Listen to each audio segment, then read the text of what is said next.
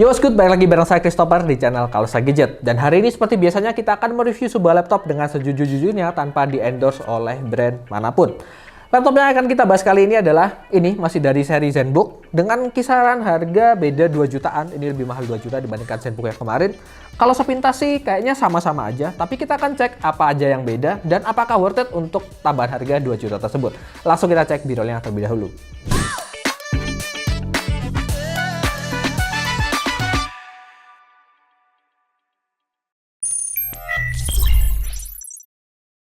Ya, ini adalah Asus ZenBook 14X OLED UX5401EA OLED 553, dan tenang aja kali ini layarnya benar-benar pakai layar OLED.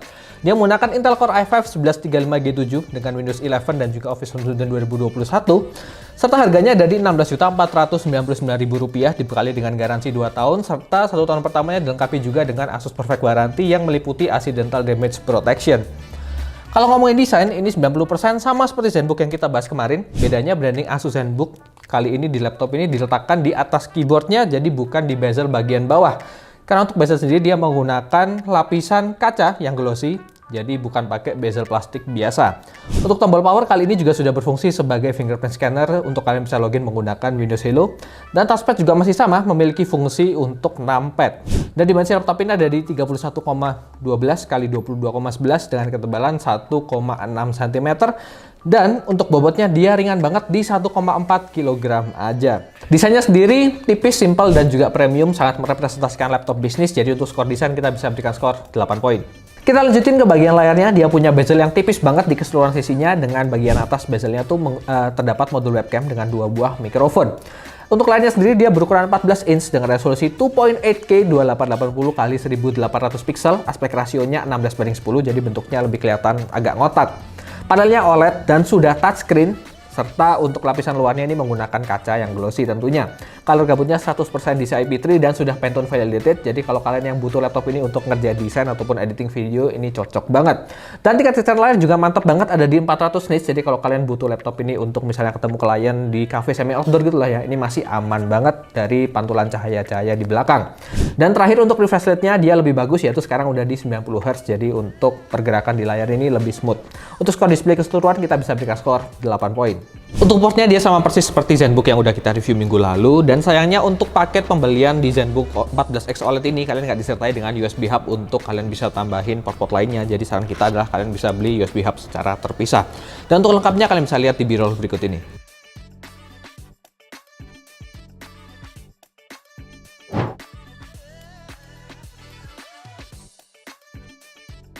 Untuk fiturnya dalam segi konektivitas dia menggunakan Wi-Fi 6 dan juga Bluetooth 5.0. Lalu terdapat juga software Asus yang fungsinya sama persis seperti yang ada kemarin. Ada ketambahan lagi yaitu Asus OLED Care, di mana waktu layar ini nggak beraktivitas selama beberapa menit, dia akan langsung jalanin semacam screensaver gitu untuk merandomize warna-warna supaya layarnya ini nggak cepat burn in.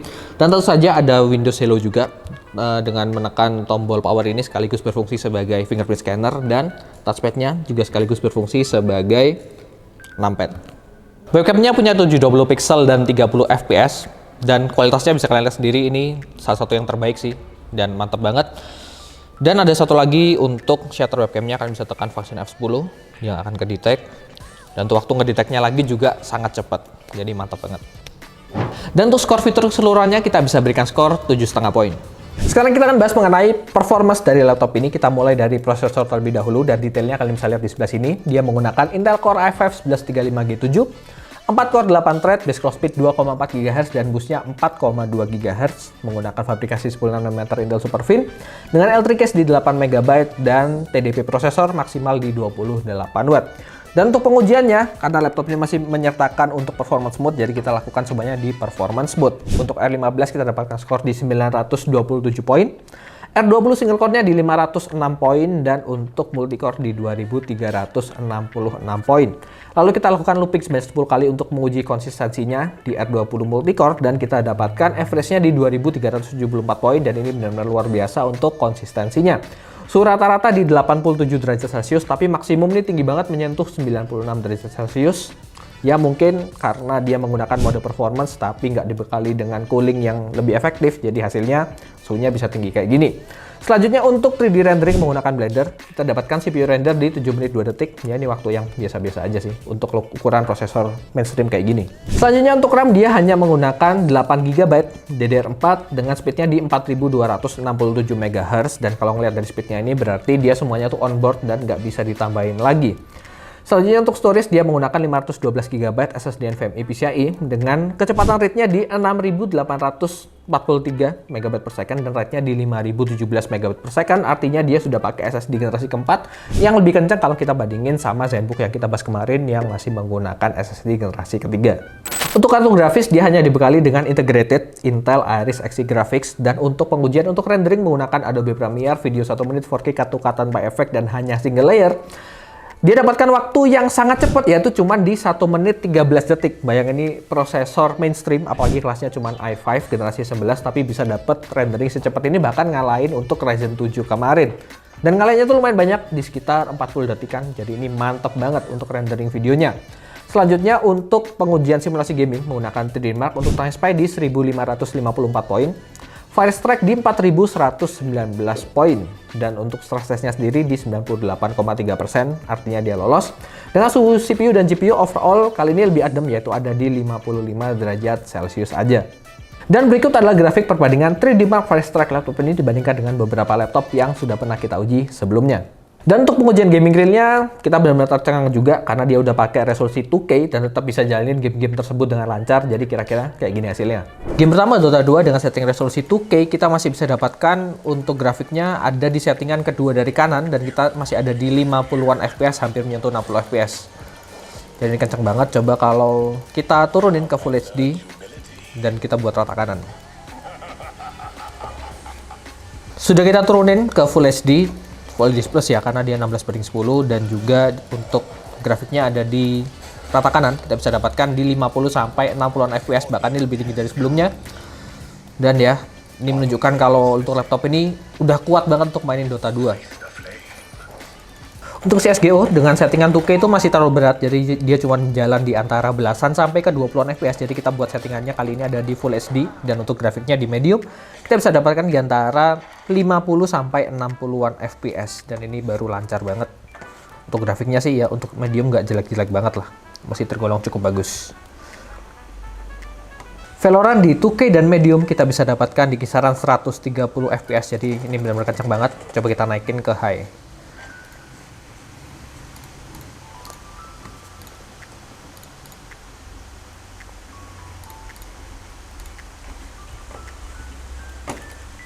Dan masih bisa dapat di kisaran 70-an, sampai kalau scene-nya ringan banget bisa sampai di 120-an FPS.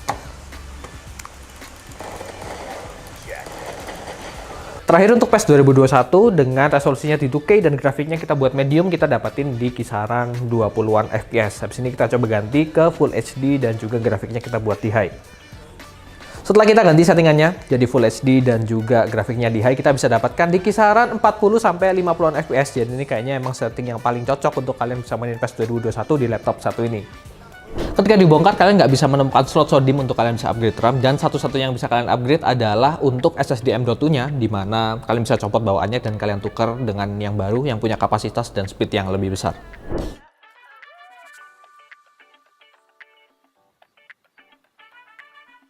Untuk skor performance secara keseluruhan dia sangat oke untuk gaming dan juga untuk rendering video, tapi untuk pekerjaan yang menyangkut dengan CPU aja dia masih agak kurang dibandingkan dengan Ryzen 7 kemarin. Jadi kita bisa berikan skor 8 poin. Untuk pengujian daya tahan baterai kita menggunakan prosedur seperti biasa, menggunakan PCMark 10 Modern Office, lalu WiFi kita matikan, tingkat kecepatan layar di 50%, backlit keyboard kita matikan, dan mode power laptop ada di balance, kita bisa dapatkan hampir di 9 jam.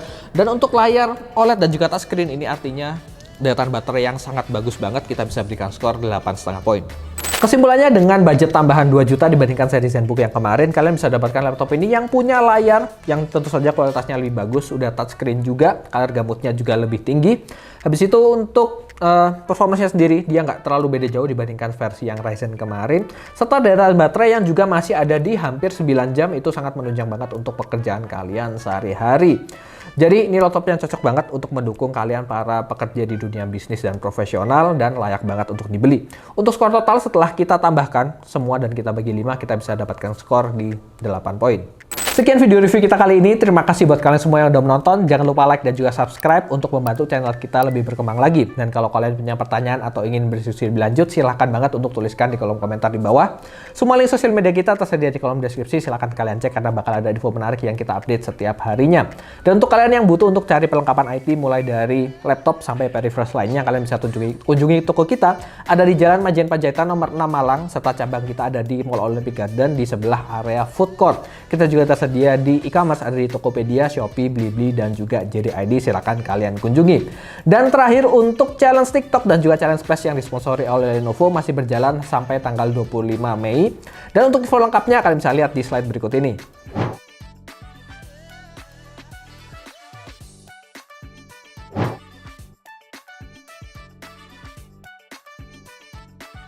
Segitu aja, saya Christopher. See you on the next video.